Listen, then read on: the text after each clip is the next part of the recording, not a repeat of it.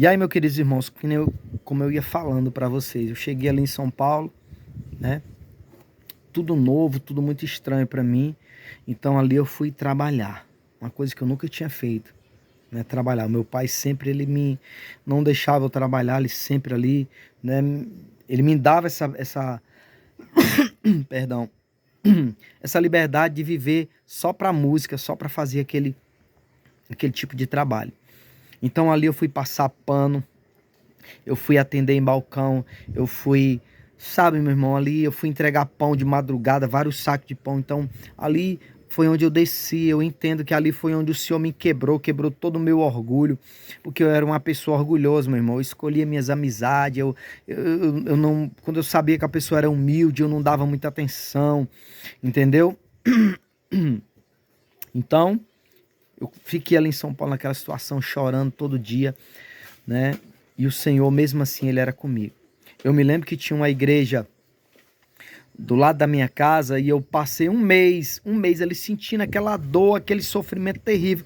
Eu passava em frente da igreja e não tinha algo que não deixava eu entrar. Todos os dias eu ia e dava várias voltas, acho que as pessoas olhavam e diziam assim, esse menino deve ser um andarilho, ele fica passando aqui direto. Então, meus irmãos, mas teve um dia que eu entrei. Como a igreja era grande, eu comecei a entrar, ficar mesmo na porta.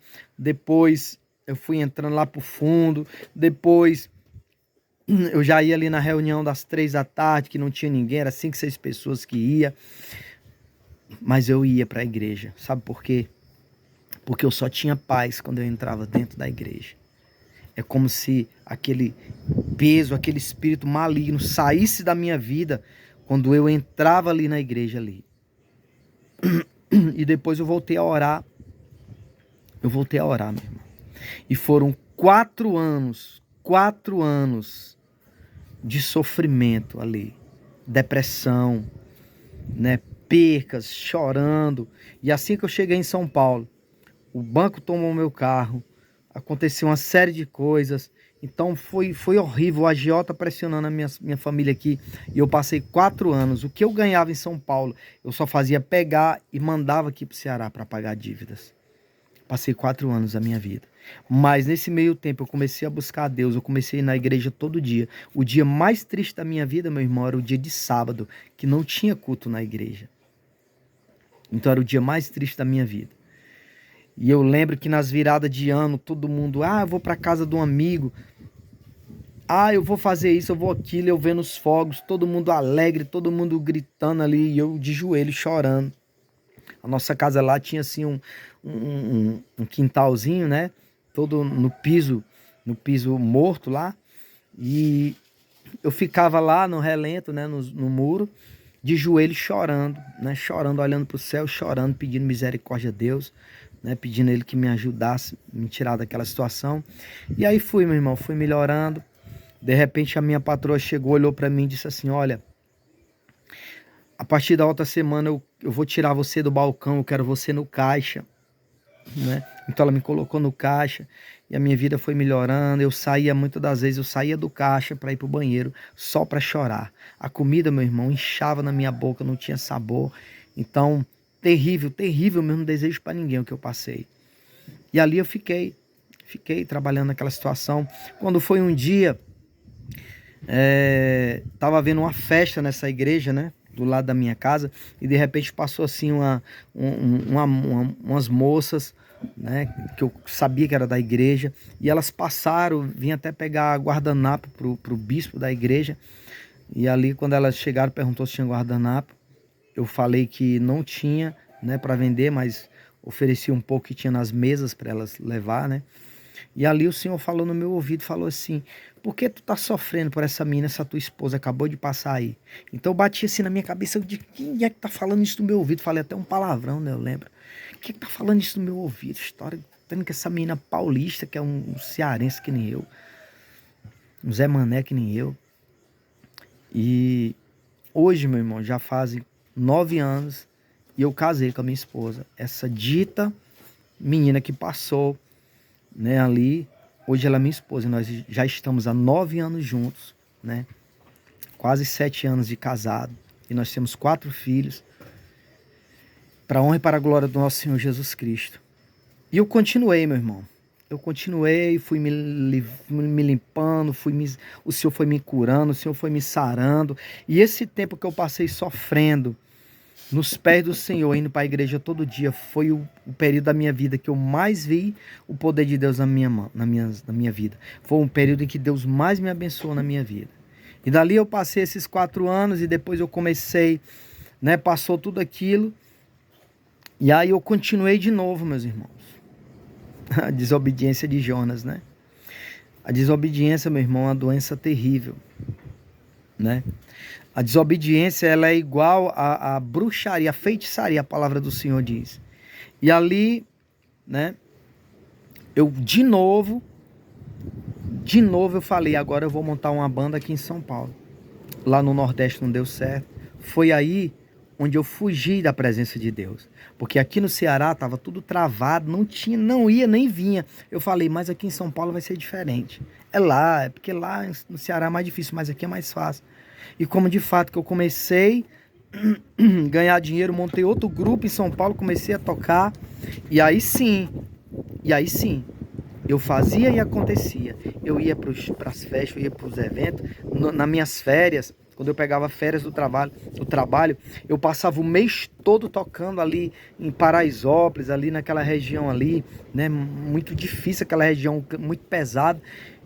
E tinha hora que eu não aguentava mais, eu quero ir para casa, eu quero sair daqui de dentro. É como se você não respirasse direito ali dentro. Eu falei, eu quero ir para casa, eu quero sair daqui de dentro, não aguento mais, a minha garganta não aguenta mais, porque ali era o mês todo, 20, 30 dias tocando todo dia, 2, 3 shows, se você aguentasse, né? E chegou um momento que eu não aguentava mais, eu falei, eu quero ir para casa.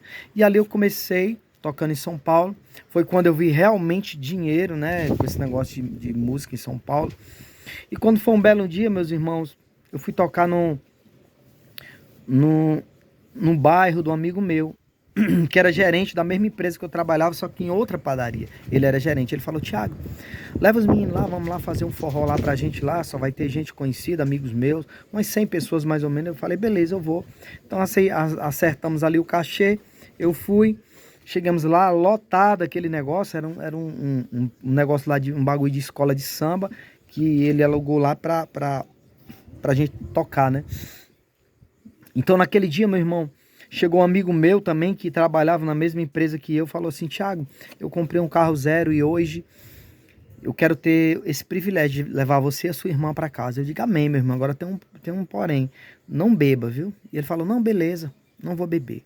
E o cara ficou por ali, não vi ele bebendo, vi ele tomando uns Red Bull, uns negócios. Ele ficou, aparentemente ele não bebeu, não sei. Então ali nós tocamos, foi um dia muito difícil. A polícia chegou lá, jogou gás lacrimogêneo. Foi o inimigo estava solto naquele dia. E ali aquele cara terminou o show, mandei os músicos na Fiorino da padaria, que a minha patroa me arrumava. E eu fui naquele carro, né? Mas aquele meu colega, meus irmãos, perante Deus do céu, quando esse cara entrou dentro do carro, que eu sentei no banco da frente, a minha irmã no banco traseiro, mas um colega meu, o inimigo entrou nesse cara. Esse cara começou a gargalhar. E lá ele dizia, nós vamos morrer hoje, todo mundo, nós vamos morrer. E ele começou nesse carro e ia naquelas curvas. Quando eu via que ele ia bater no poste, eu puxava a direção e nós já entramos em luta corporal. E não deu tempo de nada de eu orar e lutar pela minha vida. A minha irmã no banco de trás, ela vinha orando, né, e clamando ao Senhor. E eu não, eu ia ali lutando corpo a corpo. Então, eu tacava a mão assim na cara dele, eu colocava os dedos dentro dos olhos dele, o dedo, meu irmão, que loucura, na boca, no nariz dele, rasgando tudo. E de repente ele tacava uma cotovelada em mim e ele me xingava de tudo quanto era palavrão.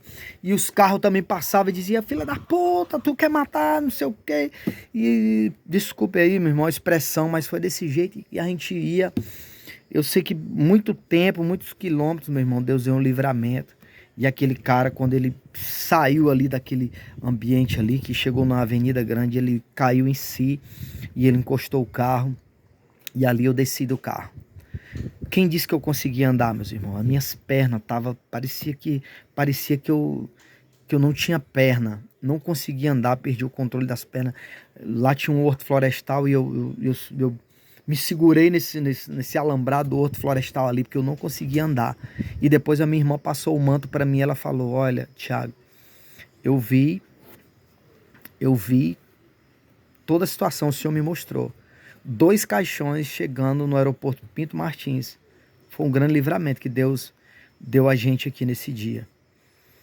E ali, tudo bem, nós paramos, eu fiquei um pouco pensativo, eu falei, o negócio tá ficando sério. Tem alguma coisa acontecendo. E eu já fiquei assim, já meio assustado, né? Eu já fiquei meio assustado. E o pior, eu retrocedi e ainda levei minha irmã comigo, né? A minha irmã também, que é crente, que era de Deus, que ela também cantava aqui no Ceará comigo na banda, gravava comigo. Eu consegui arrastar ela, eu consegui persuadir ela, né, nessa desobediência que a gente estava ali, né, vivendo naquela situação.